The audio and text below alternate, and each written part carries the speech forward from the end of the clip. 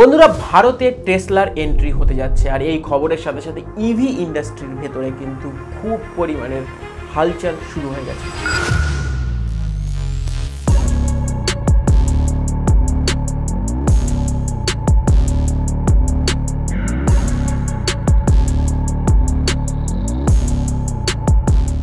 আর বন্ধুরা, এটা শুধুমাত্র একটা কার কোম্পানির এন্ট্রি না, এটা হচ্ছে ইভি মার্কেটের জন্য একটা টেকটনিক শিফট। আর এই শিফটটা এতটাই ডেঞ্জারাস যে টাটা আর মাহিন্দ্রার মতো ইন্ডিয়ার লিডিং ইভি ম্যানুফ্যাকচারের কাছে কিন্তু একটা বড় সড়ো চ্যালেঞ্জ হয়ে উঠতে চলেছে। যেখানে ইন্ডিয়াতে টেসলার জন্য সবাই অধীর আগ্রহে অপেক্ষা করছে, কিন্তু গ্লোবাল মার্কেটে কিন্তু টেসলার অবস্থা খুব একটা ভালো চলছে না। Tesla sales fell 1% in 2024. The Tesla stock has dropped more than 23%. Tesla just continues to disappoint. Is this একটা সময় ছিল যখন টেসলা দুনিয়ার রাজা ছিল, ইলেকট্রিক ভেহিকেল সেগমেন্টের বাদশা ছিল, সেলস প্লেনের বেগে ছুটছিল, শেয়ার রকেটের বেগে ছুটছিল, আর ইলন মাস্কের নাম কিন্তু গলিতে গলিতে সমস্ত নিউজ আর্টিকেল মানে সমস্ত জায়গায় শুধুমাত্র ইলন মাস্কের চর্চা হচ্ছিল। Tesla Motors CEO Elon Musk, it has nothing to do with cars. Tesla CEO Elon Musk is shrugging off any worries. Is the future of the auto industry? Autonomous cars will definitely be a reality. But যখন Trump ক্ষমতায় এলো, তারপর কিন্তু টেসলার একটি নতুন chapter শুরু হয়।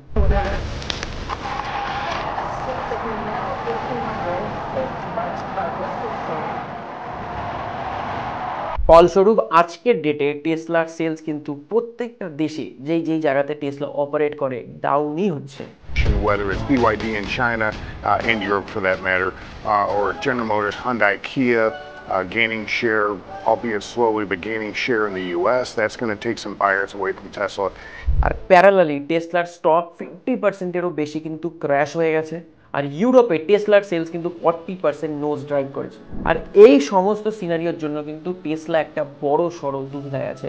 আর এরই মধ্যে টেসলার এক্সিকিউটিভ কিন্তু ইন্ডিয়াতে 40,000 কোটি টাকা ইনভেস্ট করার জন্য একদম রেডি হয়ে আছে। কোশ্চেন এটা, যদি টেসলার এত প্রবলেম যদি আজকে ডেটে থাকে, তাহলে এত প্রবলেমের মধ্যে টেসলার টিম কেন ইন্ডিয়াতে এত হেভি লেভেলের ইনভেস্টমেন্ট করছে?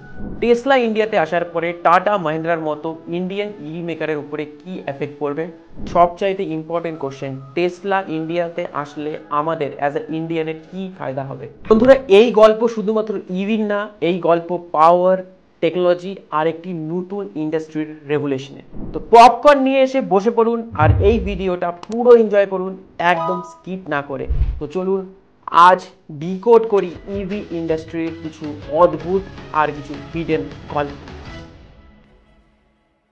টেসলার গল্প ইন্ডিয়াতে শুরু হয় 2016 সালে, যখন ইলন মাস্ক মডেল 3-কে দুনিয়ার সামনে লঞ্চ করে। এটা ঠিক সেই সময় ছিল যখন ইন্ডিয়ান ইভি এনথুজিয়াসের নিজের স্বপ্ন পূরণ করার ডোরবেলটা বেজে গেছিল। আর 2017 আস্তে আস্তে ইন্ডিয়ান গভর্নমেন্টও কিন্তু টেসলা নিয়ে অনেক বেশি এক্সাইটেড হয়ে পড়েছিল। আর এতটাই এক্সাইটেড ছিল যে মিস্টার গডকারি ইলন মাস্ককে নিজে ইনভাইট করে ইন্ডিয়াতে আসতে বলেছিল। কেন? কারণটা একদমই সিম্পল, যদি টেসলা ইন্ডিয়াতে সেই সময় আসতো তাহলে ইন্ডিয়ার মধ্যে একটা ইভি রেভলিউশন কিন্তু শুরু হয়ে যেত। আর এই রেভলিউশন এতটাই বড় হতো যে এটা গাড়ি অবধি শুধুমাত্র কিন্তু সীমিত থাকতো না, পুরো অটো ইন্ডাস্ট্রির ল্যান্ডস্কেপ কিন্তু পরিবর্তন হয়ে যেত। কিন্তু বন্ধুরা, ওই সময় টেসলা কিন্তু ইন্ডিয়াকে নিয়ে একদম সিরিয়াস ছিল না, বা ইন্ডিয়াতে আসা নিয়েও টেসলা কিন্তু একদমই কোনো ইন্টারেস্টেড দেখায়নি।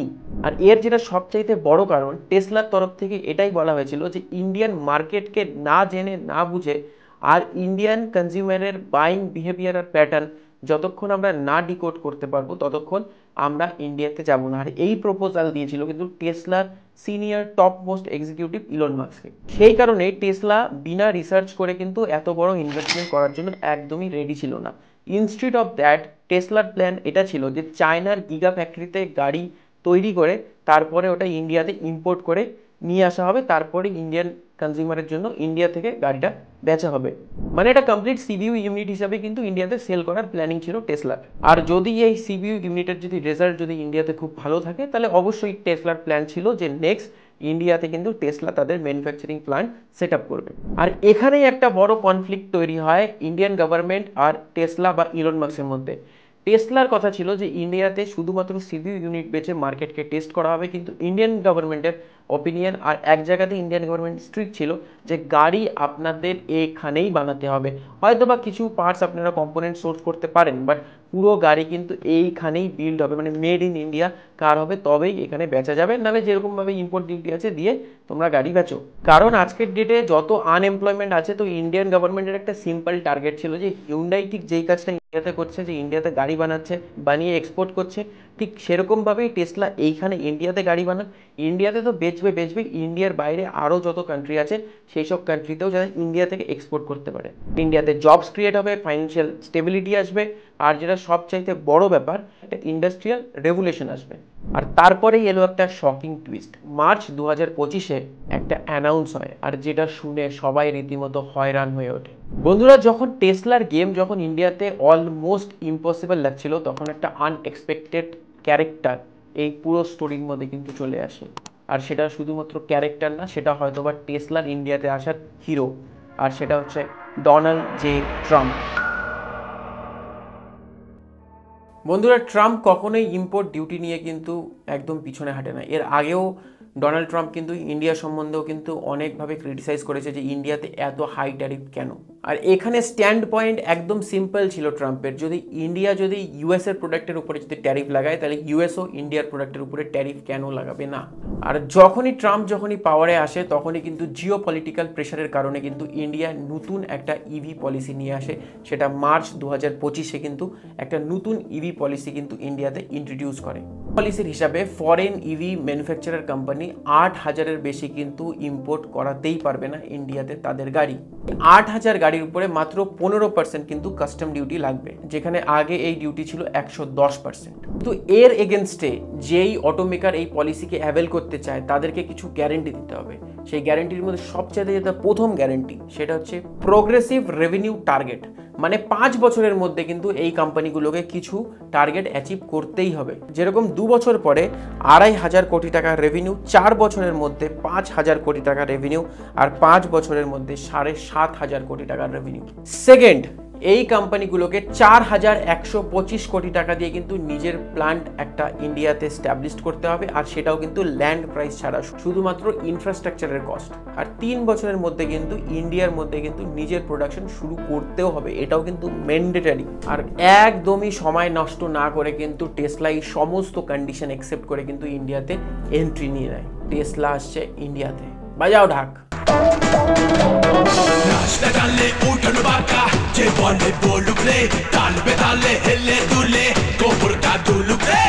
তো কোশ্চেন এখন এখানে এটাই, টেসলার ইন্ডিয়াতে এন্ট্রি হবার পর ইন্ডিয়ান অটোমোবাইল সেক্টরের উপরে কি এফেক্ট পড়বে। ভারতের যদি ইভি মার্কেট সেগমেন্ট যদি আমরা দেখি, তাহলে এখানে আমরা অবশ্যই একটা জিনিস নোটিস করব, যে এখানে বাজেট আর কিন্তু মিড সেগমেন্টের উপরে কিন্তু পুরো ইন্ডাস্ট্রি কিন্তু চলছে। টাটা মোটরস এই ইন্ডাস্ট্রির সবচাইতে বড় গুন্ডা আজ অব্দি, যাদের কাছে টিগর ইভি, টিয়াগো ইভি আর নেক্সন ইভির মতো লো প্রাইসের মাস প্রোডাকশন গাড়ি কিন্তু অ্যাভেলেবেল আছে। আর শুধুমাত্র এই কারণেই টাটা মোটরস গুন্ডা না, টাটা মোটরসের কাছে এই মার্কেটে 62% হোল্ডিং কিন্তু আজকের ডেটে আছে। আর মাহিন্দ্রাও কিন্তু এই রেসে একদমই পিছনে নেই। মাহিন্দ্রাও কিন্তু নিজের এক্সইউভি ইভির সাথে আর BE6-এর সাথে কিন্তু মাহিন্দ্রা খুব ভালোভাবে ফিউচারিস্টিক ইভির মার্কেট কিন্তু কম্পিট করছে। বাট টেসলা কিন্তু এই সেগমেন্ট একদমই টার্গেট করছে না, কারণ টেসলার গাড়িগুলো কিন্তু একটা হাই এন্ড ইভি প্রিমিয়াম ক্যাটাগরিতে আসে, যেটা ইন্ডিয়াতে অলরেডি আজকের ডেটে অনেক ছোট মার্কেট। তো এখানে একটা সিম্পল কোশ্চেন, কি টেসলা টাটা বা মাহিন্দ্রার সাথে কি কম্পিট করবে? ওয়েল, অ্যান্সার হলো একদমই না। এটা জানার আগে আমরা একবার দেখে নিই ইন্ডিয়ান ইভি সেগমেন্টের মার্কেটটাকে। আর এর মধ্যে সবচাইতে যার বড় হোল্ডিং, যেটা হলো বাজেট সেগমেন্ট ইভি, আর যেটা রেঞ্জ স্টার্ট হয় 6 থেকে 15 লাখ অবধি, আর যেটা মূলত টার্গেট করে ইন্ডিয়ান মিডল ক্লাসকে। আর এর মধ্যে আছে MG comet EV, tata Tiago EV, citron EC3। আর এই 3টে গাড়ি হলো এই ক্যাটাগরির মার্কেট লিডার। আর এই 3টে গাড়ির মধ্যে কিন্তু একদম বেসিক ফিচার্সের সাথে আসে। এরপরে যেই সেগমেন্টটা হলো সেটা হচ্ছে মিড রেঞ্জ ক্যাটাগরি। এই ক্যাটাগরিটা আসে 15 লাখ থেকে 25 লাখসের মধ্যে। আর এই ক্যাটাগরিতে মূলত গাড়ি আসে হিউন্ডাই কোনা, Mahindra XUV 400, tata Nexon EV, MG ZS EV। এই গাড়িগুলো ঠিক তাদের জন্যই বানানো হয়েছে যারা একটু প্রিমিয়াম ফিচার্স চায়, কিন্তু এই গাড়িগুলোতেও কিন্তু খুব একটা বেশি ফিচার্স নেই। এই সেগমেন্ট হচ্ছে ইভি মার্কেটের কিন্তু সবচাইতে ফাস্টেস্ট গ্রোয়িং সেগমেন্ট। এর জন্য টাটা বা মহিন্দ্রা দুজনেই কিন্তু এখানে নিজের হ্যান্ড হোল্ডিং করে একদম টাইটভাবে বসে আছে যাতে এই সেগমেন্টের 1%ও শেয়ার কারো এদিক থেকে ওদিক না হয়। এরপর থার্ড যেই সেগমেন্ট সেটা হচ্ছে প্রিমিয়াম ইভি মার্কেট। এই সেগমেন্ট স্টার্ট হয় 25 লাখ থেকে 50 লাখের মধ্যে, যেখানে আজকের ডেটে আছে হিউন্ডাই আইওনিক 5 আর BYD অ্যাটো 3 এর মতো গাড়ি। কিন্তু এই সেগমেন্টে যেটা সবচাইতে বড় প্রবলেম, এই সেগমেন্ট একদমই ছোট, এই সেগমেন্টে নেই আর গাড়িও সেরকমভাবে বিক্রি হয় না। এরপরে চলে আসে লাক্সারি ইভি, আর লাক্সারি ইভি রেঞ্জ কিন্তু স্টার্ট হয় 50 লাখ থেকে, আর ওপরে ওটা কিন্তু চলতেই থাকে। আর এই সেগমেন্টের মার্কেট লিডার হচ্ছে Jaguar I-PAC, BMW iX, Mercedes EQB আর অডি e-ট্রনের মতো ব্র্যান্ড। আর এই সেগমেন্ট শুধুমাত্র আলট্রা রিচ ক্লাসকে কিন্তু টার্গেট করে। আর 2024-এ কিন্তু লাক্সারি ইভির সেলস মাত্র 2828 ইউনিটই হয়েছিল। টোটাল ইভি মার্কেটের 2.85% অনলি। এই সেগমেন্টে BMW ইন্ডিয়ার সেলস হয়েছিল 1210 ইউনিট আর মার্সিডিজ বেঞ্জের সেল হয়েছিল মাত্র 940 ইউনিট। লাক্সারি ইভির সেগমেন্ট যদি আজকের ডেটে আমরা দেখি, এটা কিন্তু অনেক বেশি ফ্র্যাগমেন্টেড, আর কোনো সিঙ্গেল ব্র্যান্ড কিন্তু এখানে ডমিনেট করছেই না। টেসলা যেখানে ঠিক খেলবে সেটা হলো এই প্রিমিয়াম ইভি সেগমেন্টে, যেখানে 25 থেকে 50 লাখ টাকার মধ্যে কিন্তু সমস্ত গাড়ি পাওয়া যাবে। আর টেসলা ইন্ডিয়াতে লঞ্চ করবে তাদের মডেল 3 আর টেসলা মডেল Y। সরাসরি কম্পিটিশন দেবে BYD অ্যাটো 3 আর হিউন্ডাই আইওনিক 5 এর মতো গাড়ির সাথে। বাট বন্ধুরা, এখানে সবচাইতে বড় প্রবলেম, এই চার্টে দেখুন যে এই ইভি সেগমেন্টের সবচাইতে বেস্ট সেলিং গাড়ি যেটা হচ্ছে হিউন্ডাই আইওনিক 5, যার সেলস মাত্র 1300 ইউনিট এক বছরে। আর সেগমেন্ট এতটাই ছোট যে BYD অ্যাটো 3 মাত্র 1000 ইউনিট সেল হয়েছে, ভলভো XC40 মাত্র 500 ইউনিট সেল করেছে, আর কিয়া EV6 মাত্র 432, মানে 500 ইউনিটও কিন্তু কিয়া ছুতে পারেনি। এটা কিন্তু আমরা দুটো প্রসপেক্টিভ ভাবে দেখতে পারি। একটা হচ্ছে টেসলার ইনহাউস ইন্ডিয়াতে ডেভেলপ গাড়ি, সুপারচার্জার টেকনোলজি আর ম্যাসিভ লেভেলের স্কেল, এই তিনটের সাথে কিন্তু টেসলার কাছে গ্রো করার একটা আলাদাই লেভেলের কিন্তু সুযোগ থাকবে। আর টেসলার কাছে যেটা সবচাইতে বেশি বড় অ্যাডভান্টেজ থাকবে সেটা হচ্ছে টেসলার চার্জার নেটওয়ার্ক। আর প্যারালালি টেসলা যদি ইন্ডিয়াতে গাড়ি ম্যানুফ্যাকচার করে আর যদি বাইরের দেশে যদি এক্সপোর্ট করে, তাহলে কিন্তু টেসলার কাছে একটা আলাদা অপরচুনিটি থাকবে। আর গভর্নমেন্টও ঠিক এটার উপরেই ফোকাস করতে চায়। কিন্তু এই মার্কেটে আরও একটা বড় যেটা প্রবলেম, যে এই মার্কেটের সাইজ কিন্তু আজকের ডেটে শুধুমাত্র 3100 ইউনিট পার ইয়ারের। কিন্তু টেসলার কাছে যেটা একটা বোনাস ফায়দা ইন্ডিয়াতে হবে সেটা হচ্ছে টেসলা কিন্তু ইন্ডিয়াতে গাড়ি ম্যানুফ্যাকচার করে কিন্তু বাইরে এক্সপোর্ট করতে পারবে হেভিলি ভাবে। আর টেসলা যদি এই মার্কেটের 50%-এর মধ্যে এসেও যদি ডমিনেট করে, তাহলেও কিন্তু টেসলা শুধুমাত্র 1500 ইউনিট কিন্তু পার ইয়ার বেচতে পারবে।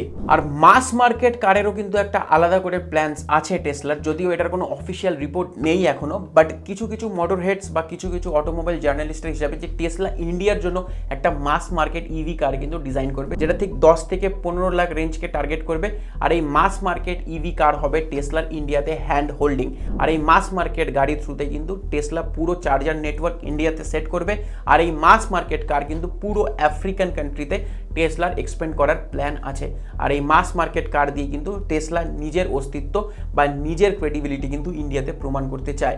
আপনার কি হয় যে টেসলা ইন্ডিয়াতে আসার পরে কি টাটা মহিন্দ্রার কোনো কিছু প্রবলেম হবে?